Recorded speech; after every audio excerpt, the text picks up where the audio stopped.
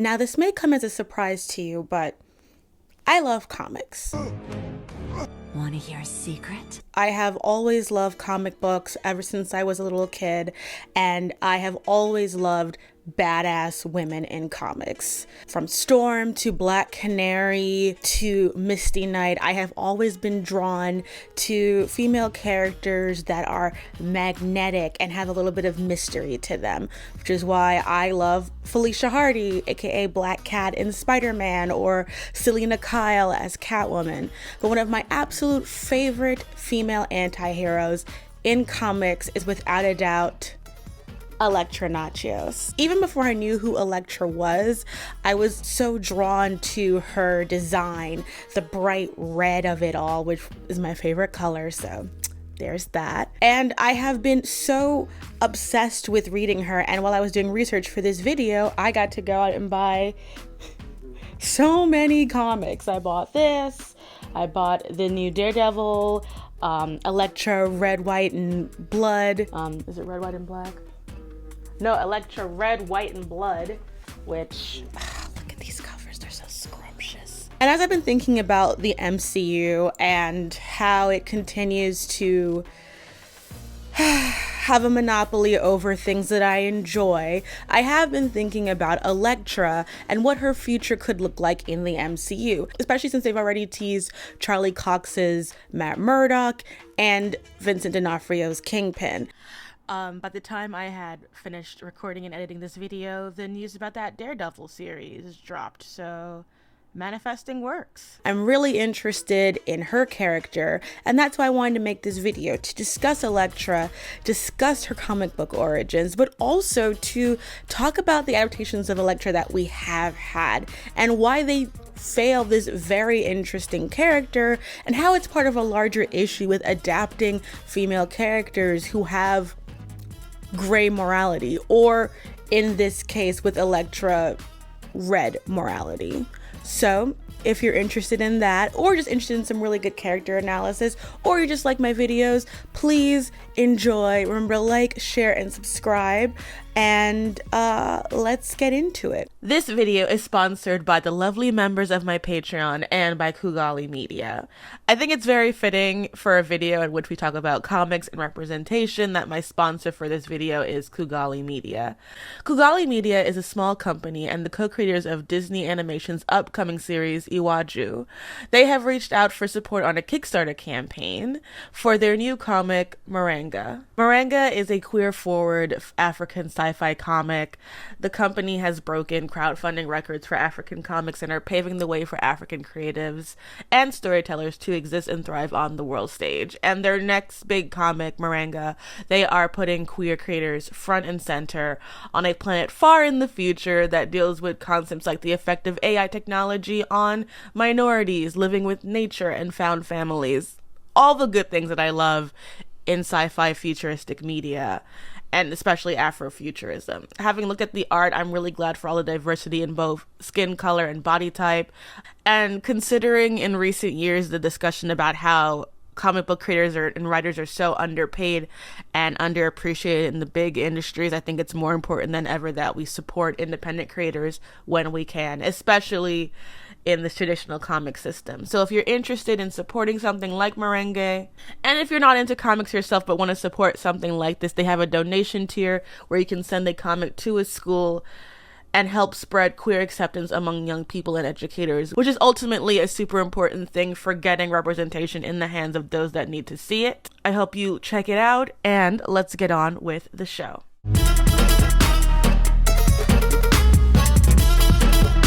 The character of Daredevil Matt Murdock was created by writer-editor Stan Lee and artist Bill Everett, with an unspecified amount of input from Jack Kirby in 1964. Because Jack Kirby is the GOAT, we will give him as much credit as we feel like. However, it was in the early 1980s, under the influence of writer and artist Frank Miller, that the character would really be cemented in popularity influence in characterization. Miller was responsible for a lot of what we now recognize as definitive Daredevil lore. He turned Daredevil into more of an anti-hero. He took the then Spider-Man villain Kingpin and made him a Daredevil villain, and introduced several important characters to Daredevil's life, like Stick, the ninja clans The Chaste and The Hand, and most importantly, for the sake of this video, And my name is Elektra Nachos. Elektra first appeared in Daredevil 168, January 1918, and was supposed to be just a one-off character in a filler story, but ended up becoming a reoccurring villain up until her first official death in issue 181. In the comics, Elektra is the daughter of Hugo Kostas Nachios and his wife Christina, a Greek family living in Cyprus. She is written in the 1986 version of her backstory to be a survivor of incestuous rape from her father, but this was changed to her just being assaulted by kidnappers in the 90s. Either way, very gross backstory and very cliche, and rapist backstory is tired and trite. Please stop doing that. Thank you. When her father is the Greek ambassador to the United States, she attends Columbia University and meets blonde boy Matt Murdock. And by the way, I think because now Daredevil has been so codified by Charlie Cox, everyone forgets that he's blonde, but he is very blonde. The two date until a year later, both Elektra and her father are kidnapped by terrorists. Matt tries to help, but fails, and Hugo is killed. This causes Elektra to lose her faith in humanity, and she leaves school going to China to learn martial arts.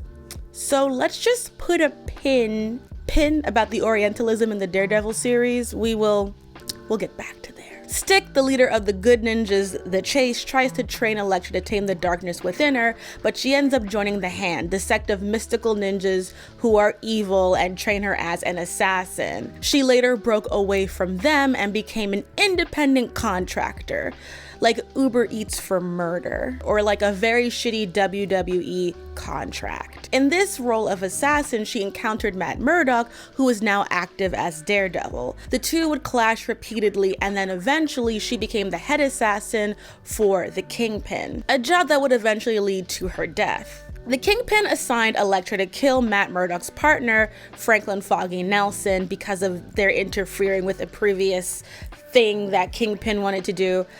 Basically, Kingpin's just a jerk. When Foggy recognizes Elektra as Matt's college girlfriend, she is unable to kill him. Following this, Bullseye engages Elektra in combat and is fatally stabbed with one of her own side in a battle over which one of them would become the reigning chief assassin for the Kingpin. Elektra manages to crawl to Matt's house before dying in his arms as Bullseye watches.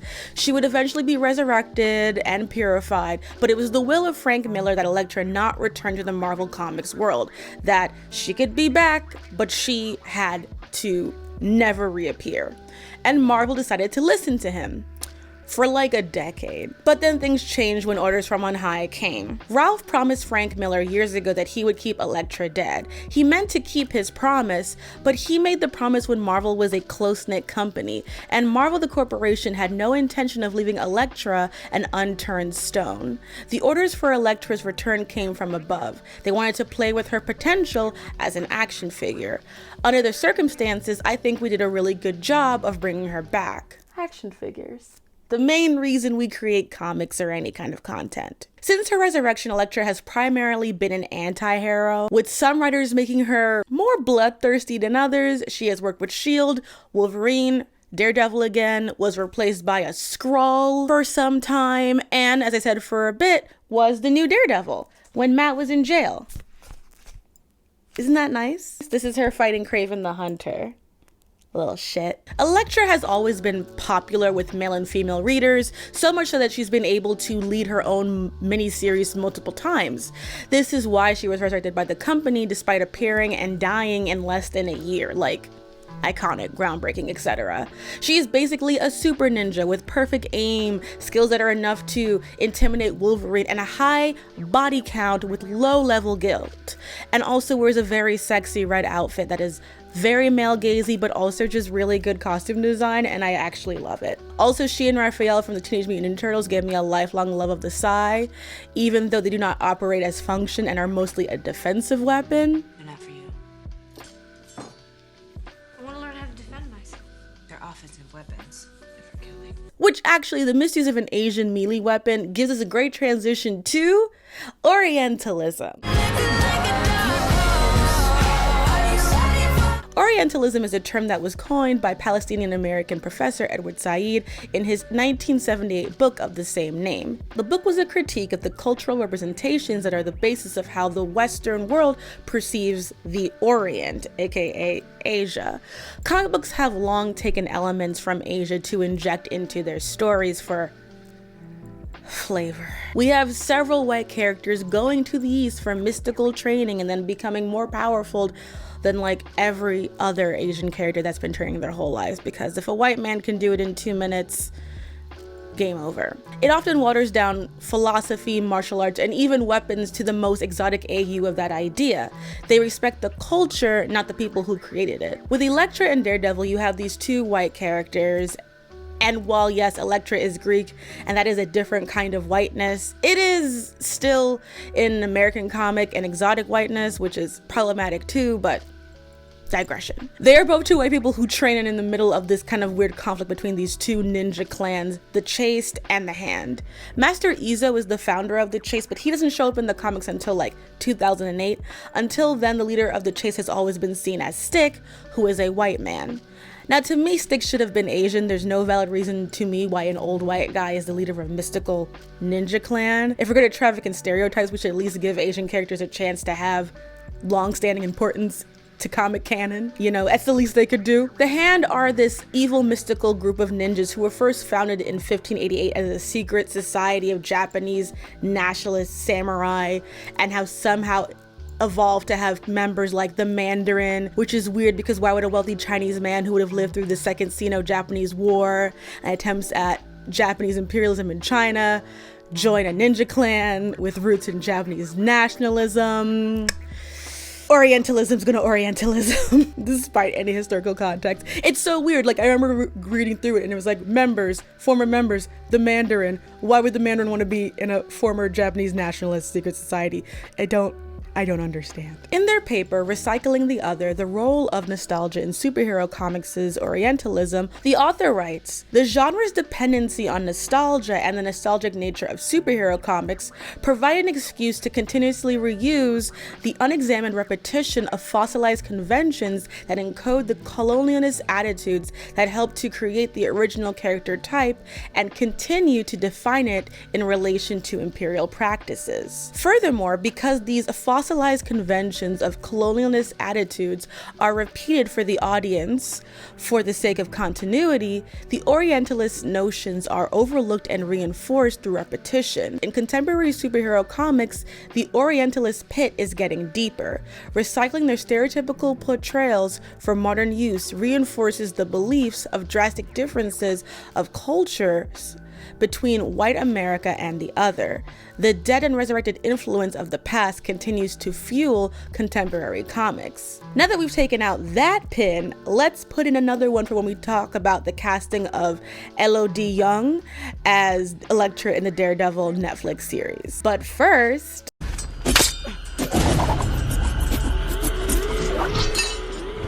remember me?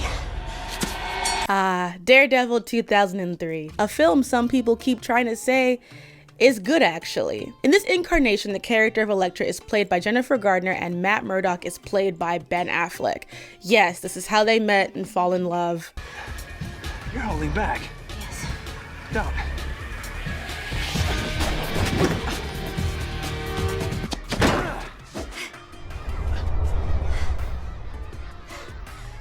My name's Elektra Nachos. Sorry to both of them. Rather than being college sweethearts, Elektra is someone that Matt meets at a restaurant and lightly stalks to a playground. They engage in sexual foreplay via combat that is very hetero, and they start a head-spinningly fast whirlwind romance that ends when Elektra's father is murdered by Bullseye under the orders of Kingpin. Elektra believes at first that Daredevil is responsible for the death of her father, and she trains to defeat Daredevil in the now iconic scene where she trains over Evanescence's "Wake Me Up Inside."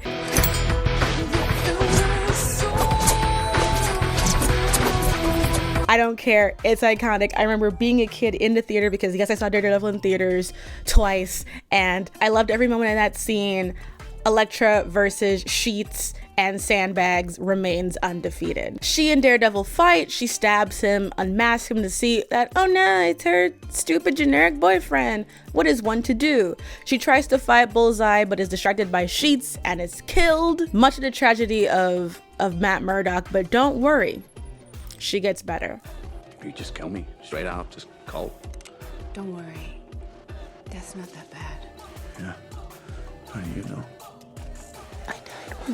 Elektra is a movie. I know some people like it. One of my best friends likes it. I don't really care for it. So after being resurrected by the stick, she is trained in the ancient art of Kimagure, which provides its practitioners with precognition skills as well as the ability to resurrect the dead.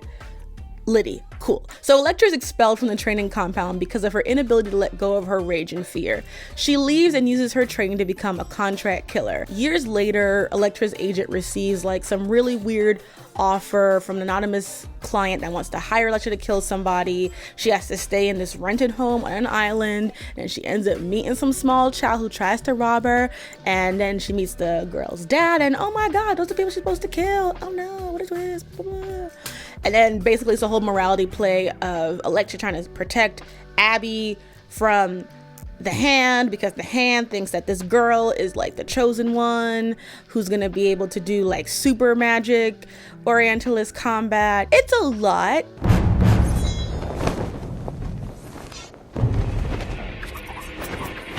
It's just not really well done. But Jennifer Garner looks great in it. She protect and attack. She eventually redeems herself or something like that. And the movie ends having continued the bastardization of this very iconic character. This film has a very bad legacy because not only is the response terrible, but like it is considered the death of Jennifer Garner's career, but also a reason why there was a major hindrance to not create any more female superhero-led movies. When it comes to Jennifer Garner, let me just say, she's an amazing, fucking amazing physical actress. Like, she's amazing in Alias, and if you watch the pilot episode, you're gonna be like, wait, should Jennifer Garner have been Black Widow?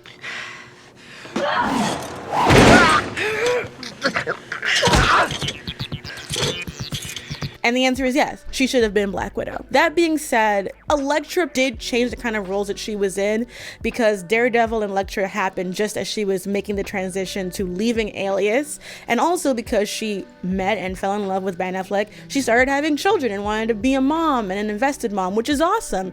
And we know that once actresses have children and decide to be active parents, that will always hinder them because of sexism in the industry. And because of all that, she gained a very maternal image very quickly, and people have boxed her into that role rather than just seeing that she has a very wide range. As for the issue of Elektra ruining comic book movie leading roles for women, listen, before Wonder Woman, the streets were not hot for women in comic book movies. We can admit that.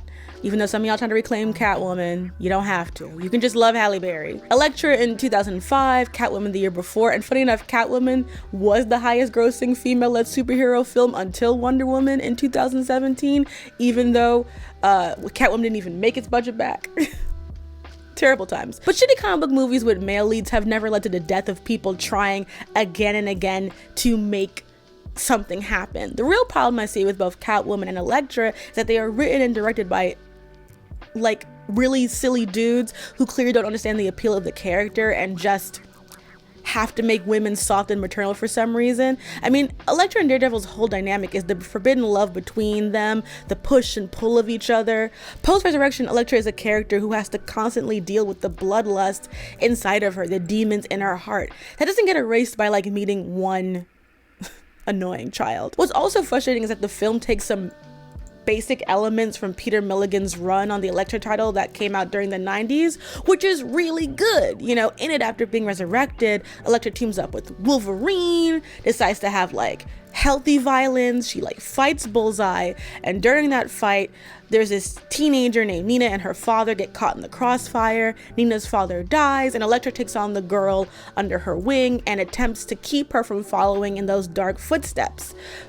fast forward through a bunch of stuff and a bunch of character development, the Hand ends up killing Nina as payment for Elektra's resurrection. And it is revealed when Elektra goes on a revenge conga that Nina was killed and then brought back to be a evil opponent for Elektra. It's a really good story arc. It's a really great moment for Elektra in the comics, especially because they do a really good job of showing Elektra's entire character growth and how important this person is to her, and it like focuses on her and she's still a badass, and it's like, it's literally right there. It's all right there, and yet they changed it. The other thing I think is really weird is that they kind of just do Elektra's story in reverse. Like, they make her become an assassin after dying, which I don't really think works either.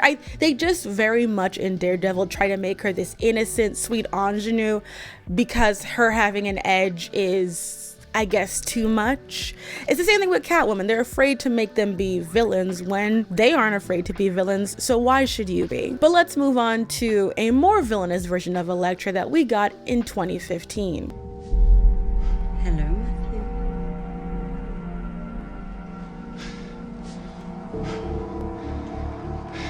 Elektra. When the Daredevil series from Netflix released their first season, it was, as the internet used to say, a cultural reset.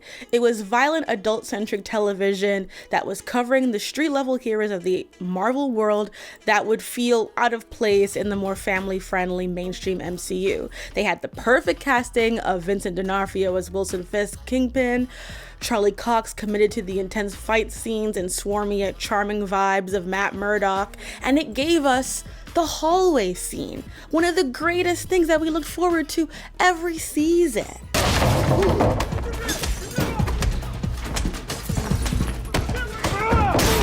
With this doing so well, it was of course wondered when Elektra would arrive, especially since she was mentioned in season 1. Oh, no.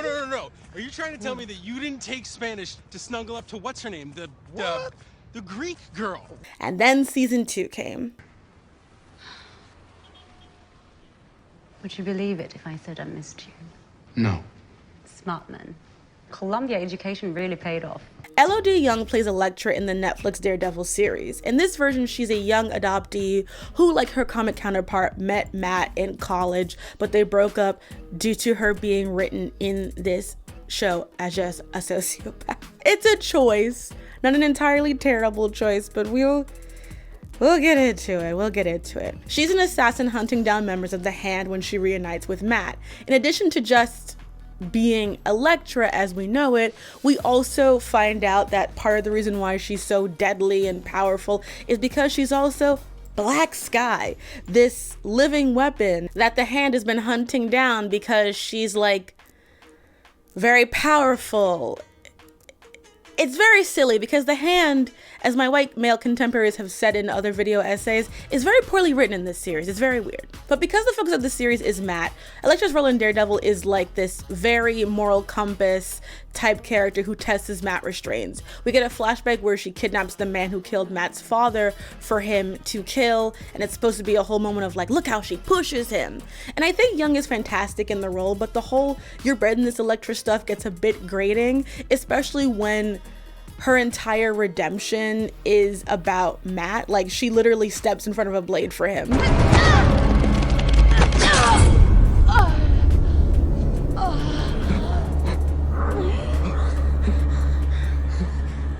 And she's like, is this what it means to be a hero? And I just don't quite care for it. The killing of Elektra is iconic. I would even argue that I don't think it's fridging, but I'll get into that. But the way she is killed in Daredevil is absolutely fridging. And then we have to deal with Defenders. I have proven myself to be the one and only true leader.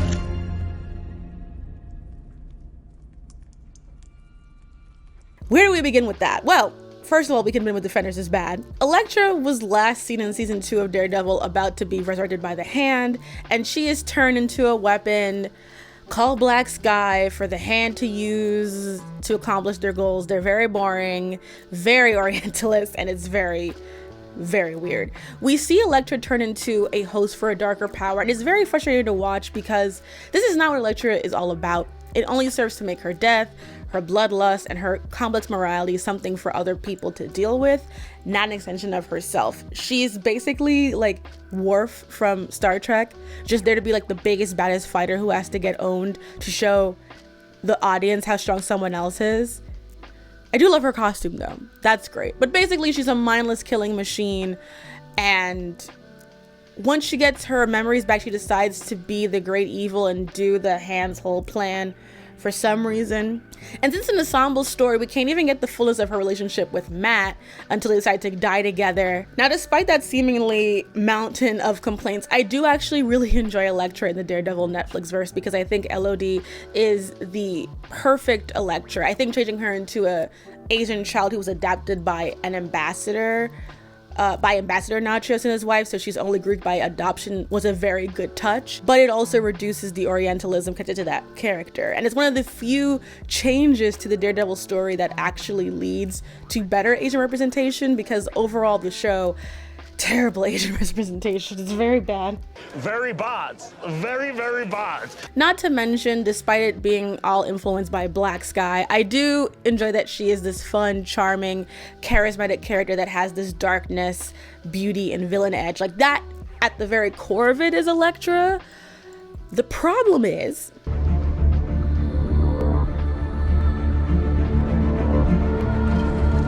Elektra is really defined as a character by her death and resurrection once it decided that it would stick. We see elements of this in both character incarnations of the character, her being an assassin, an anti-hero, someone who's unafraid to be violent and yet drawn to Matt's own anti-hero actions. Hi baby, my cat is sitting on my tripod. But neither incarnation is comfortable enough to let Elektra be good at what she's great at, which is killing people.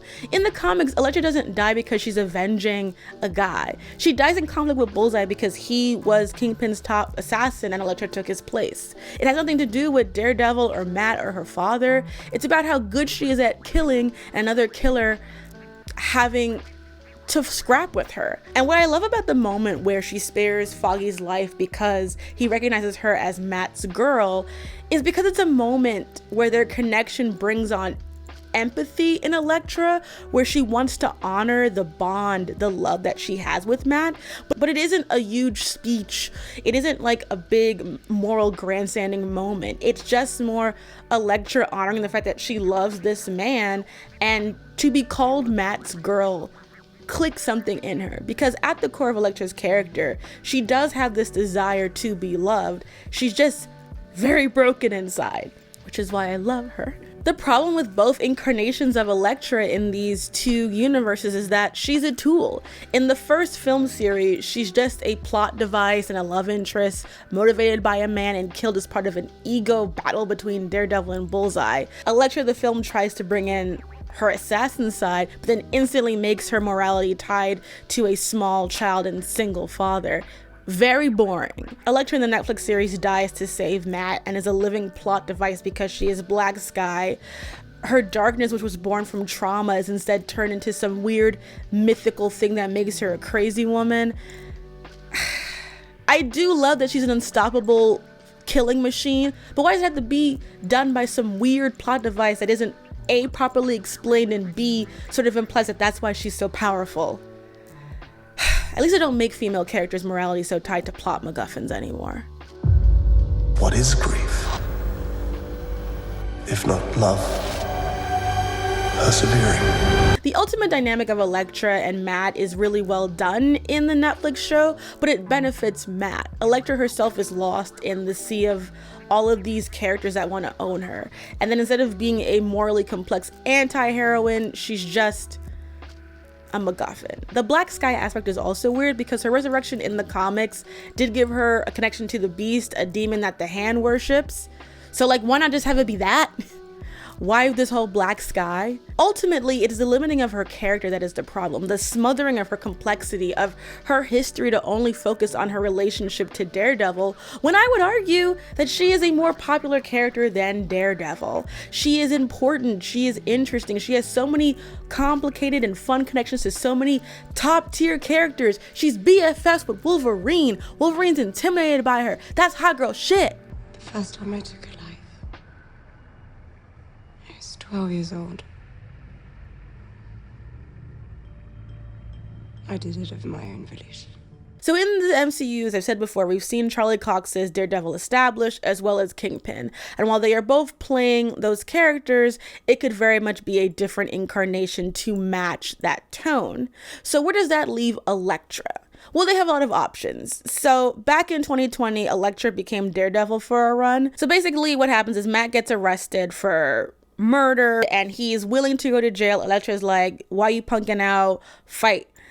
He's mad at her because she used him to help steal some money, but he doesn't know that she used that money to help buy Hell's Kitchen to protect it. And when that's revealed, Matt's like, okay, my city is safe. I will plead guilty to like manslaughter, secondary manslaughter or some bullshit. You're a lawyer, dude. You could have done better than that. So he decides to plead guilty to a charge of secondary manslaughter. The funniest part of this arc is that they let him wear his mask while he's on trial and then in jail. Bananas. BANANS. And also he's got that whole brother storyline going on. Don't like that. But anyway, Elektra comes and pays him a visit and tells Matt to trust her, but he doesn't really do it. And she's like, I gotta prove that I'm not just a murderer. So she becomes the new Daredevil in his absence, which is really cool.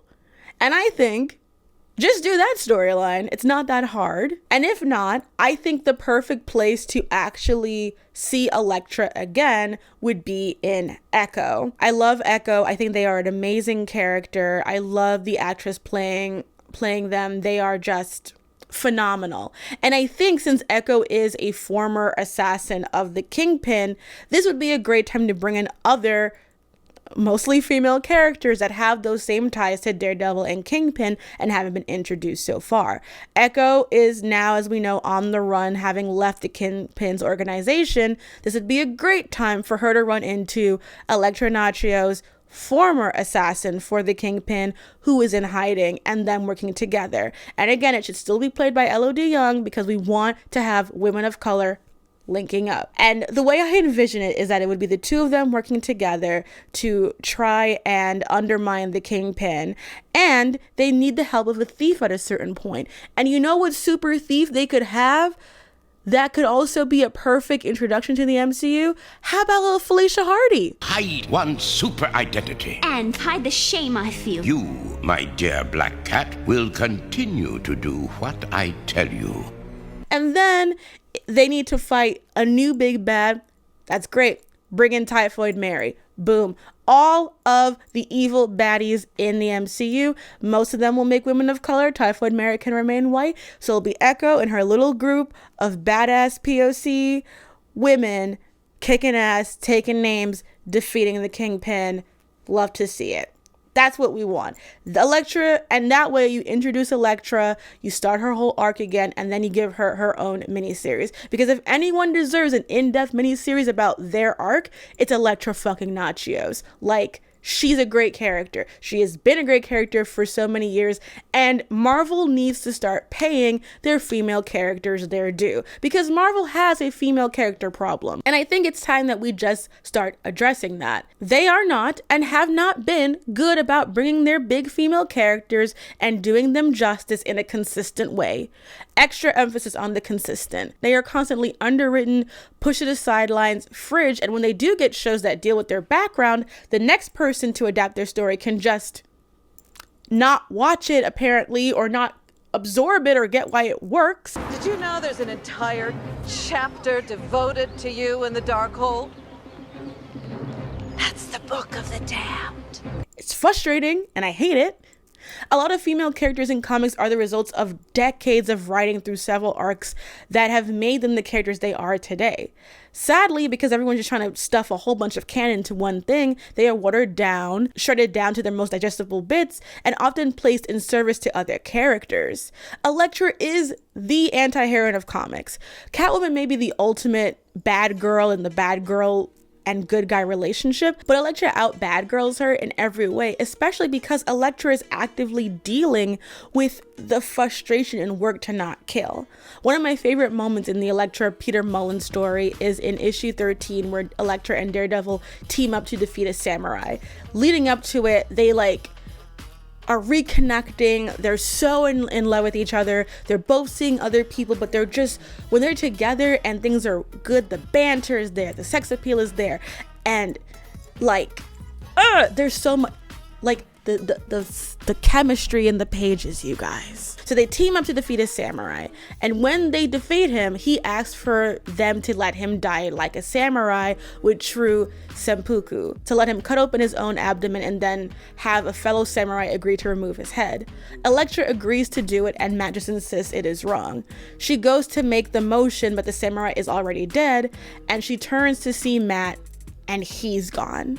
And it's such a good moment that tells you who Matt is, who Elektra is, and why, despite the push and pull between them, the actual love they have for each other, the core thing with them will always be that they are just two different people. They are just two different people with different ideas of revenge and morality and blood and violence, and that is why they can never link up. Elektra is not afraid to kill. She is not afraid to be a murderer. Daredevil is. And it also shows that Elektra is somebody who does have empathy and compassion for other warriors, even her enemies, and respects that even if she disagrees with them. And even if it's something maybe morally wrong, if she feels it is correct deeply, she will still act on it. The Marvel Comics world is filled with powerful, awesome women, and a lot of them are just not good people all the time. And it would be nice to have more works that are emotionally resonant, compelling, and know which mistakes to correct and what is key to understanding who they are. Elektra may have been introduced as a Daredevil supporting character, but she is greater than that and deserves her own Punisher-style spin-off. And also, if you do get Elodie Young returning as Elektra and adapt the Peter Mullen storyline, it would allow them to cast Logan without needing all the X-Men and teasing that more, which they love to do. Doctor Strange makes an appearance in this run. You could bring him in. There's also the connection to S.H.I.E.L.D., and there's so much stuff there that can make her story feel connected to the larger MCU. Charlie Cox's Daredevil could make a cameo, but she can be her own character, not controlled by the Hand, not a psychopath because of a weird ghost, just a woman who has red in her ledger, trying to find peace on her own. And if you get in my way, Matthew, I'm gonna kill you too.